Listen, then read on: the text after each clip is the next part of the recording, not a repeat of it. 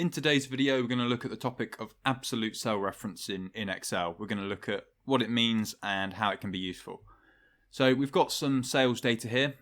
We've got the sales rep in column C, the number of sales in terms of dollar value that they made in 2021. And we've also got a total which sums up all of the individual sales reps' sales. So what we want to do is put a percentage calculation in these cells here in column E that calculates what percentage each sales rep made of the total sales. So first off, we're going to do this formula and we're not going to use absolute cell referencing, and we're going to see what happens. So I'm going to just do a calculation of the Robert's sales value, and then I'm going to divide that by the total, hit enter, and we get a figure of 10%. Now that's all fine, but when I drag this down, what you'll notice is that I just get this div error.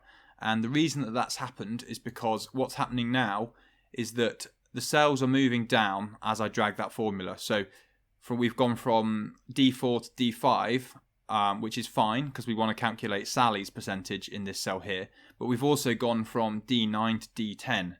And the same thing has happened in all these cells, which is why this hasn't worked. And this is where absolute cell referencing comes in handy, because what we actually want to do here, we want the cell to move down when it's the sales rep's figure, but for the total figure, we want this figure to actually stay locked. And to do that, we can press F4. And what you'll notice is that once we press F4 once, we get little dollar signs here and here. And what that means is that column D and row 9 are now locked for this reference here.